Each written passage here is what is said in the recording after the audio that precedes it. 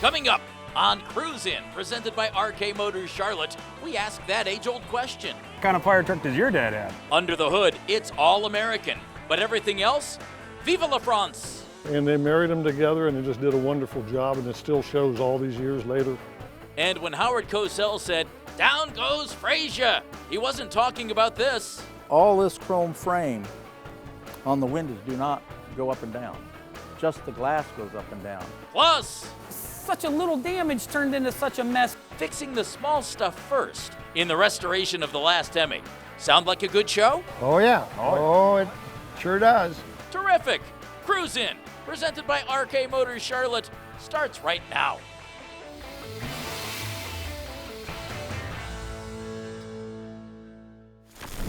Hi everybody, welcome to Cruise In, presented by RK Motors Charlotte. I'm Jeff Phelps and we're back for more at the 55th Annual Father's Day Car Show at Stan Hywet Hall and Gardens. Now you always see great classic cars from the 20s and 30s here at Stan Hywet, but the other thing you really see here, very unique automobiles.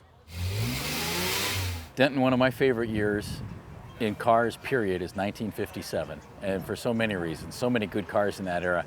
And I think the most unknown car in that era that's a fabulous car is yours. 57 Studebaker Golden Hawk. It's a beautiful design, isn't it? Yes, sir, it sure is. What do you like about this car the most, design-wise? The design-wise, the fends, the color. It's just an awesome car to drive. It attracts attention everywhere I go. Everybody loves it. Everybody's got a story to tell about Studebaker. This originally had the supercharger on it, and then in 1957, the Golden Hawk broke the land speed record at Bonneville at 192 mile an hour. Yeah. Where did you find this one?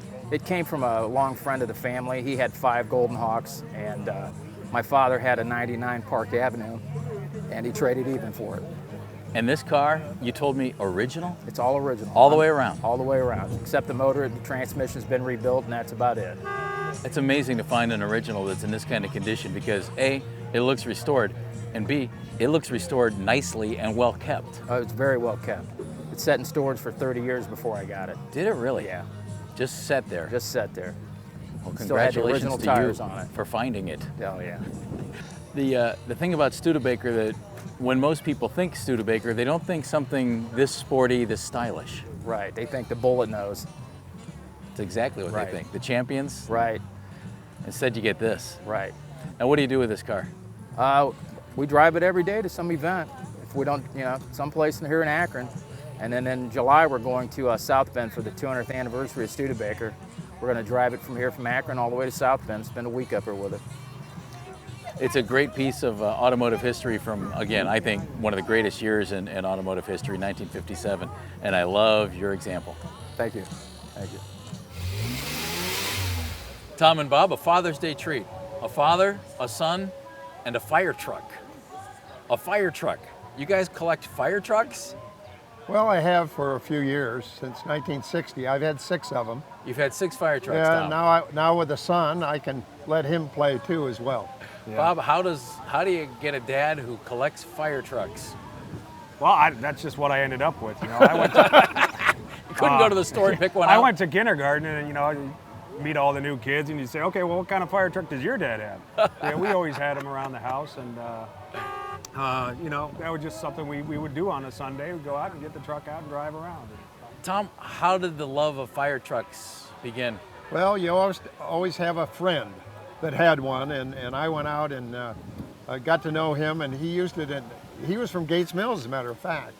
And we went down, drove the old truck. It was a 1921 Seagrave, I think. Drove it down into the creek there, and we started to pump it, and it was just a ball. So I said, I have to have one of those, and I bid on 2 in 1963. Bid on 2, and the city of Cleveland was getting rid of 7 of them. So I bid it, and I bid on 4 and got 2 and missed one by $1. Missed one by $1. By $1, yeah. And I was bidding against the scrap dealers. Originally, I bought one in college, but I only had it for about 6 miles because they left it outside and it was frozen up in the water. So, but that was in Ahrens-Fox over in Massachusetts. And that's what this is. And that's what this is. And so, his older sister, knowing I was retiring, said, "I think it's time that Dad, you have to have another Ahrens-Fox." So she got on the internet and found one in New Jersey. No and that was kidding. this one. And Brought who it had this in New Jersey? Oh, it was a guy that collected Mack trucks, but to get a Mack, he also had to buy the fire truck, and he didn't want it. So she found it for sale, and I went out, drove it a little bit around his lake, and decided to buy it, and had it shipped in the middle of winter. But then I had it restored. Bob, how do you restore a vintage fire truck? Well, he took care of all the details, but he worked with Lou DeLong down in Lodi, who's a gentleman that is an expert in these things, and they worked together to get this into the shape it's in now, which is took about twice as long as they thought. I think he went to it for about 5 years, and every part came off, and I think Dad was running around getting everything plated as they came off. And, 77,000 parts. 77,000 parts. That includes every nut.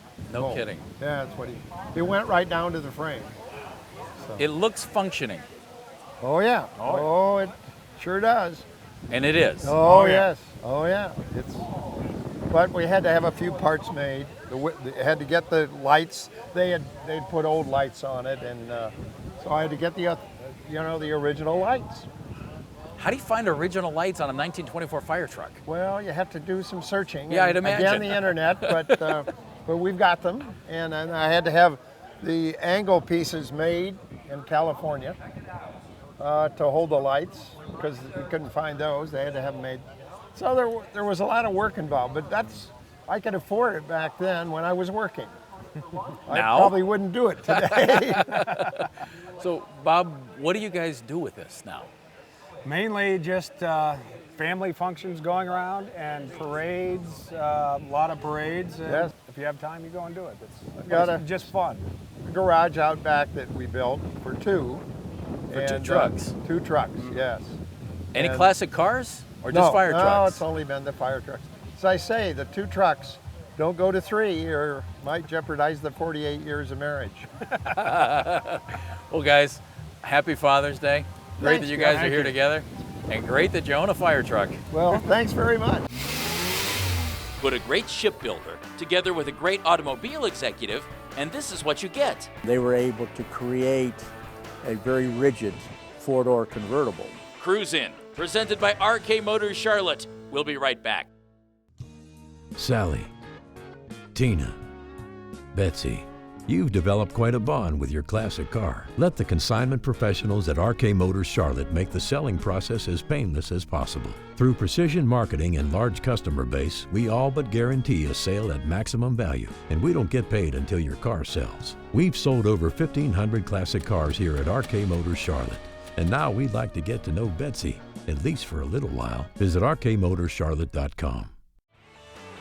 Now back to Cruise In, presented by RK Motors Charlotte. Roger, a gentleman just walked by and I thought had the line of the day. He said, "This isn't like the Vega that I used to drive."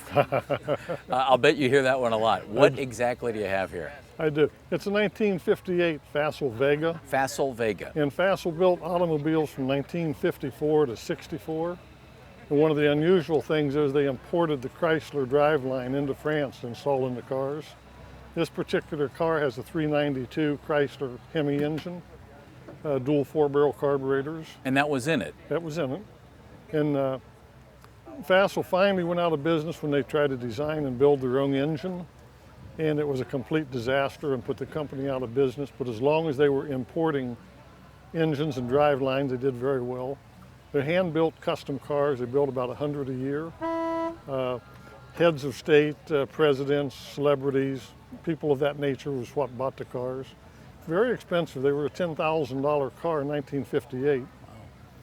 And in that period of time, you could buy a loaded Chevrolet two-door hardtop for about $2,500.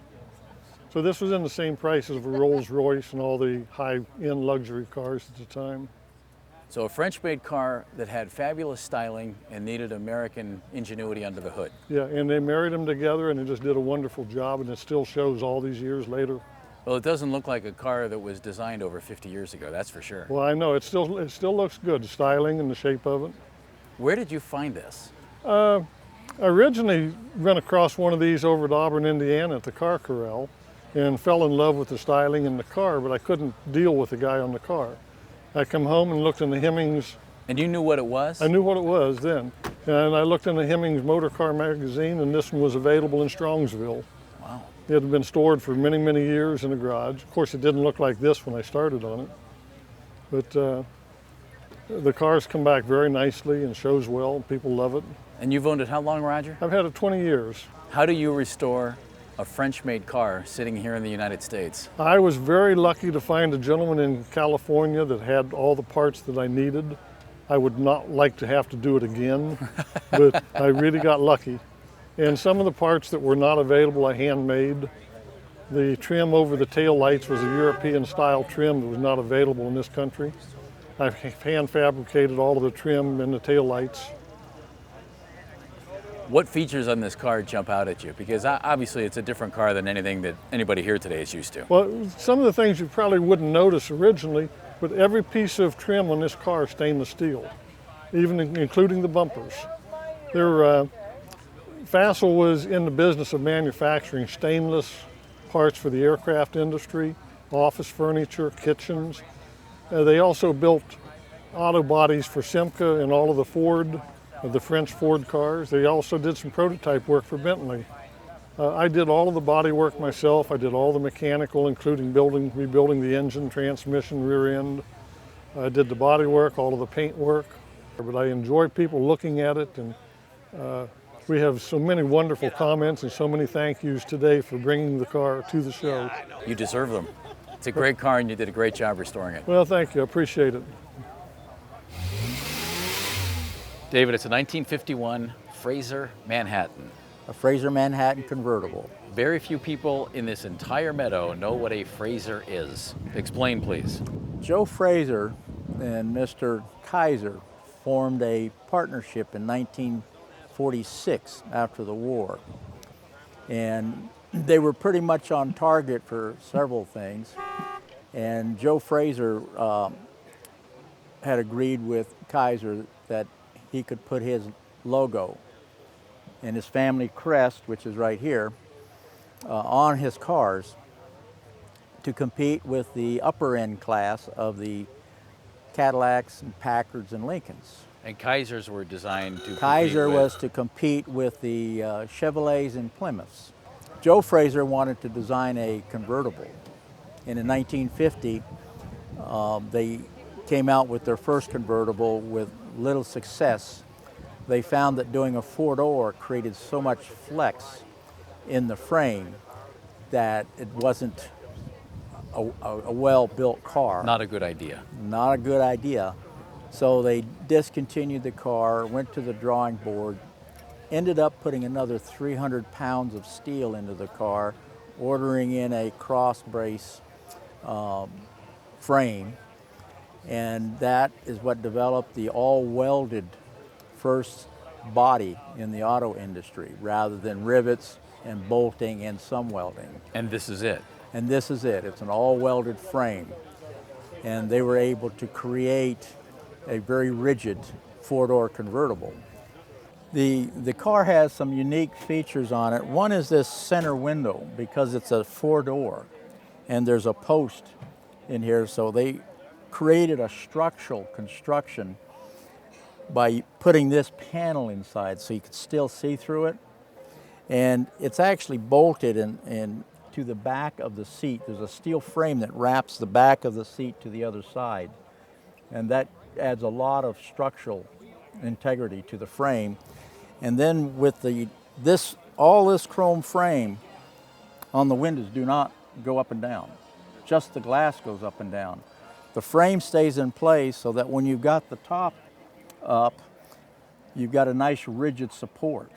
Again, adding some more structural strength to the car. So David, when you take the top down, the chrome stays in place. All the chrome stays in place. That's got to be an odd look. It's a unique look, but really pretty neat. Has windshield washers, which was a new feature. And the other neat feature is they used a Dura hydraulic system. The windows are all hydraulically operated. And the top is hydraulically operated and they have what looks like just buttons in here, which would be similar to an electric window, but it's actually hydraulic operated. These were handmade in order to get them into the dealerships. 131 total convertibles were built under the Frazer. Kaiser never made a convertible. From what we understand today, there's approximately 5 that is actually registered and driving. 5 in the Yes, entire country? In the entire world, actually. It's not to say there might be one stuck in a museum we don't know about, or some barn finds frames that need to be rebuilt, but at the point, it's a pretty rare car. Well, Dave, where did you find this? I happened to be browsing the internet and I found an ad where a gentleman in Logan, Utah wanted to sell his car. The car has a Continental 6-cylinder engine in it. It's almost bulletproof. I drove it back last month from Utah, 2,200 miles. You just bought it? I bought it last year and left it there because of the weather. And when my daughter got out of college, we flew over and drove it back. And there were times that I was looked down and I was doing 85, 82 miles an hour, and I kept trying to keep it between 70 and 75. Wow. It drove wonderful, not a problem. All the way home? Over rough roads, it just felt like it glided over them. It's a heavy car and just drives very well. It's a very well-built car. Well, one of 5 Frazer convertibles known to exist in the world. We can't thank you enough for sharing it with us. Well, thank you very much. Coming up next.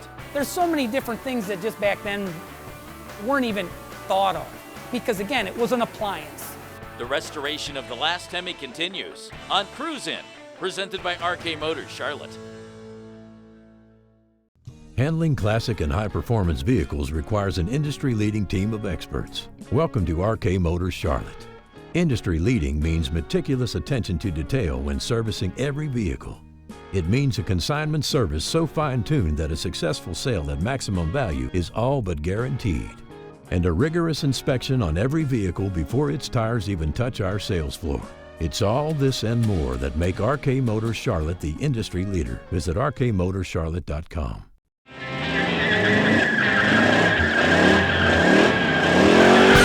From start to finish, it's the restoration of the last Hemi. Mike, when you take on a project like the restoration of the last Hemi, you hope for everything to be perfect. Everything wasn't, but the one big problem has already been fixed. Yeah, you know, finding this quarter panel, which was an OE car panel off of a 71 Charger, you know, you seen the terrible damage that was to that one, split in half and just the rot damage. This panel was very solid. It did have some minor damage, being that, again, back in the day, you know, things were done a little differently. When there was a mild crease in the panel, you know, nowadays there's stud welders that don't damage the metal, and you can get behind, and there's paintless dent removal. There's so many different things that just back then weren't even thought of, because again, it was an appliance. It was something that got you point A to point B. There was nothing special. Well, now I had to deal with such a little damage turned into such a mess because they had a couple holes for a dent puller where now we weld studs and it doesn't burn through, and so fix them out, a little bit of hammer dolly work, a little bit of shaping, you know, and it's well on its way to be a really nice panel now. Again, solid, beautiful lips, nicely removed from the car it was taken from. So, you know, I don't have to worry about that. It wasn't folded in half. It was taken off nicely, and it'll make a real nice panel for our original car, original panel, not aftermarket. And other than this, nothing drastic that you had to do other than restore the car. This was Right. the only repair that had to be done. This is one of, yeah, this was one of the big, you know, of course, cowl. We had a lot of the other sheet metal, but Little yeah. things here and there. Yeah, this was one of the real big issues. And again, finding one nice and clean enough for that car. You know, it's a big deal. For more on the restoration of the last Hemi, visit our website at thelasthemi.com.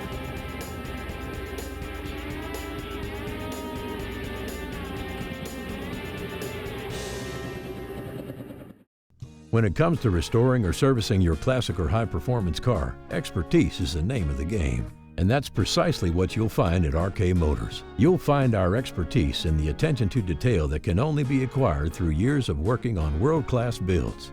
You'll also find our expertise in the RKM Performance Center, where we've assembled a team of highly qualified ASE-certified mechanics. When expertise is the name of the game, trust the experts at RK Motors. Visit rkmotorscharlotte.com.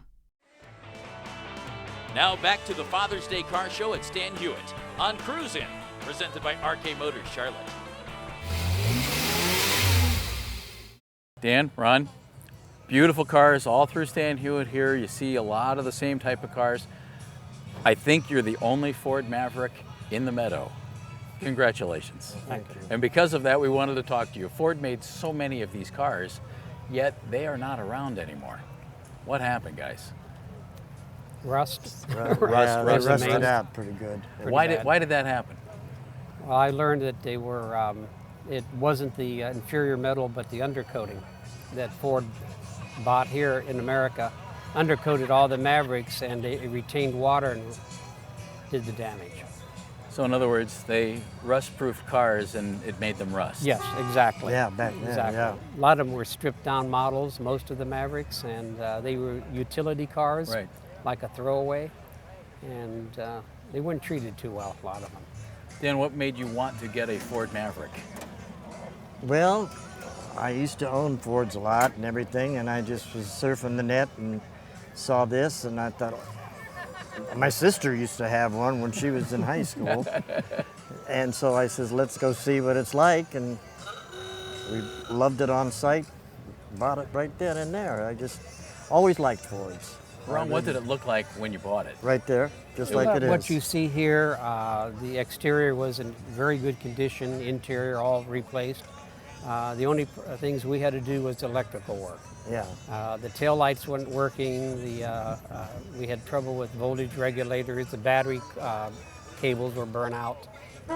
We had all that replaced, and just cosmetic work on it and cleaned up. It was restored about 5 years ago. It sat for 18 months in the garage with a big blanket over it, we were told.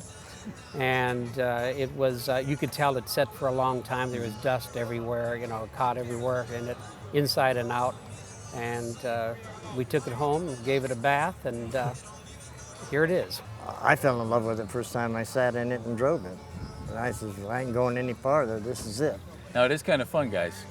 You got to have the only restored Ford Maverick that you guys know of, right? Right. I've seen other Ford Mavericks, but a lot of them are 302 grabbers, and they've been modified or changed. And Yeah, they don't even look like the Maverick changed the anymore. interiors and Hot rodded up and all hot kinds of rodded, things or with it changed the engines completely.